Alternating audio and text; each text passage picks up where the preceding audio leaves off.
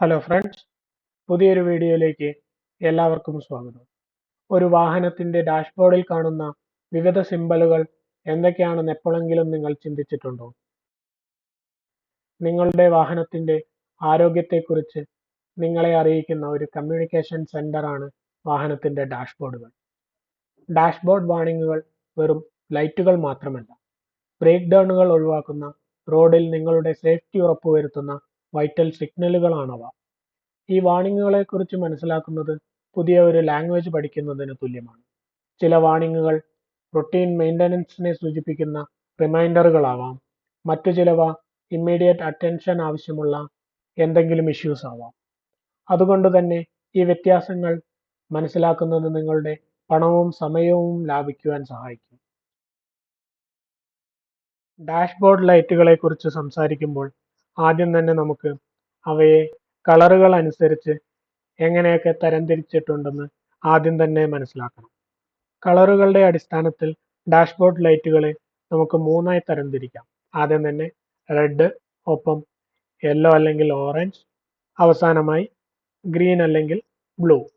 ഇങ്ങനെ നമുക്ക് മൂന്നായിട്ട് തരംതിരിക്കാം. സോ ഈ കളറുകൾ എന്തിനെയാണ് സൂചിപ്പിക്കുന്നത് എന്ന് മനസ്സിലാക്കിയാൽ തന്നെ നമുക്ക് എന്തെങ്കിലും ഒരു വാർണിംഗ് വരുമ്പോൾ അവയുടെ കളർ അനുസരിച്ച് എന്തെങ്കിലും സേഫ്റ്റി സിസ്റ്റം ആക്ടിവേറ്റ് ആയതാണോ, അല്ലെങ്കിൽ എന്തെങ്കിലും വലിയ ഒരു പ്രശ്നത്തെക്കുറിച്ച് നമ്മളെ അറിയിക്കുന്നതാണോ എന്ന് നമുക്ക് ആദ്യം തന്നെ മനസ്സിലാക്കാം. ആദ്യം തന്നെ റെഡ് ലൈറ്റുകൾ സൂചിപ്പിക്കുന്നത് ഇത് എന്തെങ്കിലും മാൾ ഫങ്ഷൻസ് അല്ലെങ്കിൽ സിസ്റ്റം ഫെയിലിയറിനെ കുറിച്ച് ഡ്രൈവറെ അറിയിക്കുവാനാണ്. നമ്മൾ ഏതൊരു സിറ്റുവേഷനിലാണെങ്കിൽ പോലും റെഡ് ലൈറ്റുകൾ ഒരിക്കലും അവോയ്ഡ് ചെയ്യാൻ പാടില്ല. കാരണം എന്തെന്നാൽ അത് ചിലപ്പോൾ വലിയൊരു സേഫ്റ്റി ഇഷ്യൂവിനെ ആയിരിക്കും സൂചിപ്പിക്കുക. അവോയ്ഡ് ചെയ്യുകയാണെങ്കിൽ നമ്മുടെ കയ്യിൽ നിന്നും ഒരുപാട് കാശ് ചെലവാകുന്ന ഒരു കോസ്റ്റ്ലി റിപ്പയർ ആയിരിക്കും അതിൻ്റെ ആഫ്റ്റർ എഫക്ട്സ്.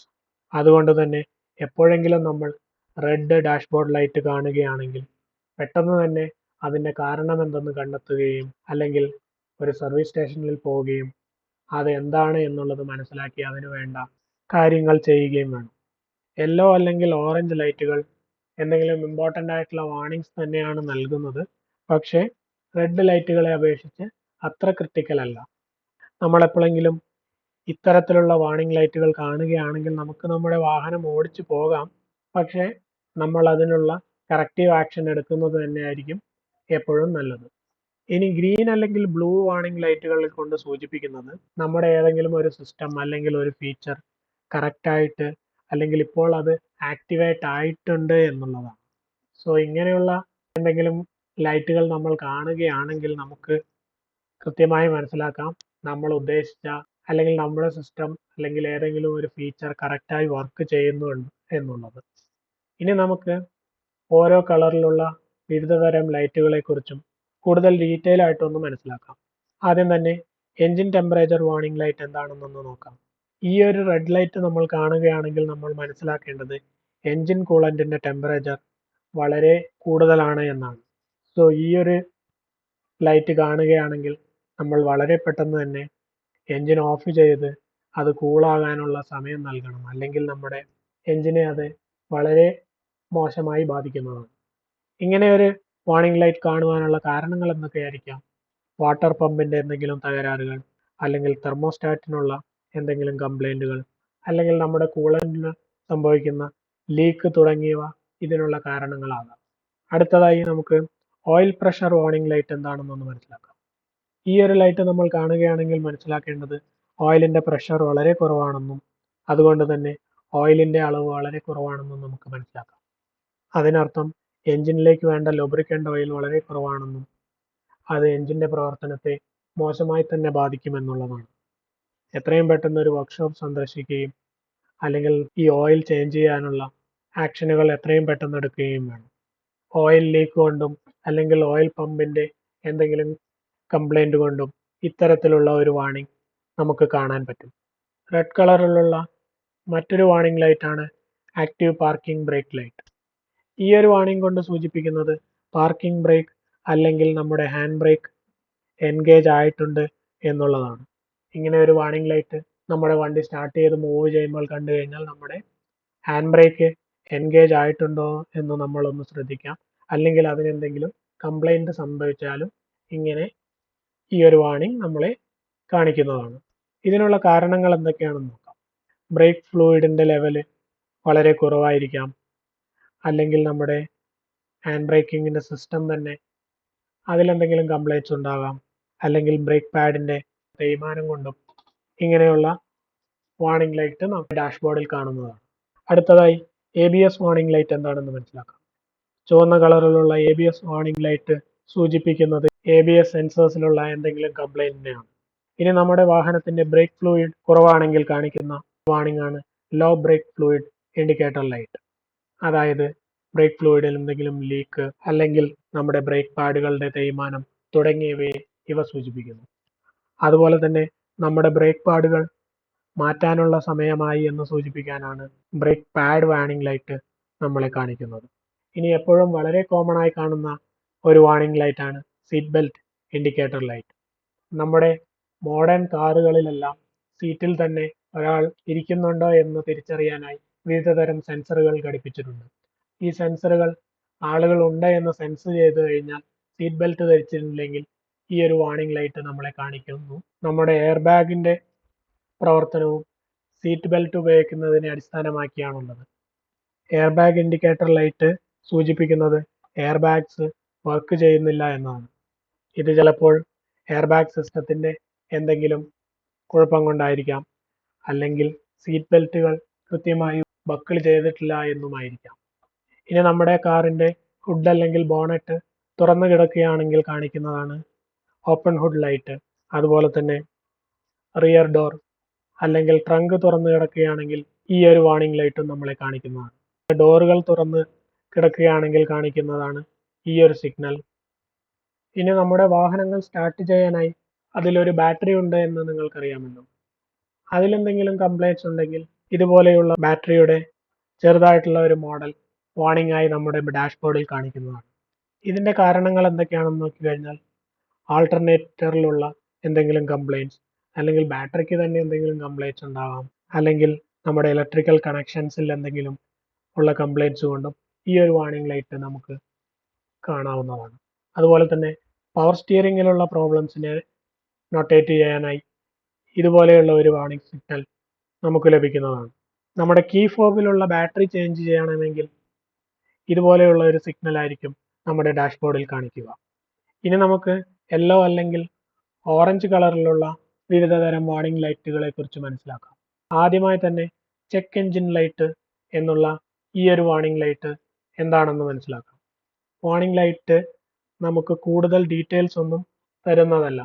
നമ്മളൊരു സർവീസ് സ്റ്റേഷനിൽ പോയി നമ്മുടെ വാഹനത്തെ സ്കാൻ ചെയ്ത് അതിൻ്റെ കൃത്യമായ ഡീറ്റെയിൽസ് എന്താണെന്ന് മനസ്സിലാക്കുന്നതാണ് ഏറ്റവും നല്ല വഴി.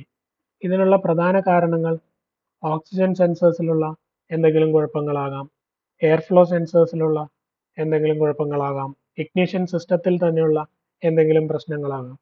നമ്മുടെ വാഹനത്തെ സ്കാൻ ചെയ്തുകൊണ്ട് ഇതിനുള്ള കൃത്യമായ കാരണങ്ങൾ എന്താണെന്ന് കണ്ടെത്തുകയും അത് ഒഴിവാക്കാനായി ചെയ്യേണ്ട കാര്യങ്ങൾ എന്താണെന്നും കൃത്യമായി ചെയ്യാം. ഇനി നമ്മൾ പോകുന്ന വഴിക്ക് എന്തെങ്കിലും തെന്നുന്ന സർഫേസുകൾ അല്ലെങ്കിൽ സ്ലിപ്പറി സർഫേസുകൾ ഉണ്ടെങ്കിൽ ട്രാക്ഷൻ കൺട്രോൾ ലൈറ്റ് ഇതുപോലെ ഓണായി കിടക്കുന്നതാണ്. നമ്മുടെ വീൽ സ്പീഡ് സെൻസറുകളിലുള്ള എന്തെങ്കിലും കുഴപ്പങ്ങൾ, അല്ലെങ്കിൽ ABS സിസ്റ്റത്തിലുള്ള എന്തെങ്കിലും കുഴപ്പങ്ങൾ, അതുപോലെ തന്നെ സ്റ്റിയറിംഗ് ആംഗിൾ സെൻസേഴ്സിലുള്ള എന്തെങ്കിലും കുഴപ്പം ഈ ഒരു വാർണിംഗ് ലൈറ്റ് പ്രത്യക്ഷപ്പെടാവുന്നതാണ്. ഇനി നമ്മുടെ ടയറുകളുടെ പ്രഷർ വളരെ കുറവാണെങ്കിൽ ടയർ പ്രഷർ വാർണിംഗ് ലൈറ്റ് കാണുന്നതാണ്. നമ്മുടെ സേഫ് ആയിട്ടുള്ള ജേണിക്ക് കൃത്യമായിട്ടുള്ള ടയർ പ്രഷർ മെയിൻറ്റെയിൻ ചെയ്യേണ്ടത് വളരെ അത്യാവശ്യമാണ്. സർവീസ് വെഹിക്കിൾ ലൈറ്റ് കൊണ്ട് ഉദ്ദേശിക്കുന്നത് നമ്മുടെ വാഹനത്തിന്റെ മെയിൻ്റനൻസ് ഷെഡ്യൂളിനെയാണ്. സോ ഈ ഒരു ലൈറ്റ് നമ്മൾ കാണുകയാണെങ്കിൽ നമ്മുടെ വാഹനം സർവീസ് സെന്ററിൽ നൽകി നമുക്ക് ആവശ്യമായിട്ടുള്ള മെയിൻ്റനൻസ് കാര്യങ്ങളെല്ലാം ചെയ്യാം. ഇനി ഇതുപോലെയുള്ള ഒരു വാർണിംഗ് ലൈറ്റ് ആണ് നിങ്ങളുടെ വാഹനത്തിന്റെ ഡാഷ്ബോർഡിൽ കാണുന്നതെങ്കിൽ നമ്മൾ മനസ്സിലാക്കേണ്ടത് അഡാപ്റ്റീവ് ലൈറ്റ് സിസ്റ്റം വർക്ക് ആവുന്നില്ല എന്നും എത്രയും പെട്ടെന്ന് തന്നെ ഒരു ഓതറൈസ്ഡ് സർവീസ് സ്റ്റേഷനിൽ നമ്മുടെ വാഹനത്തെ കാണിക്കേണ്ടതുമാണ്.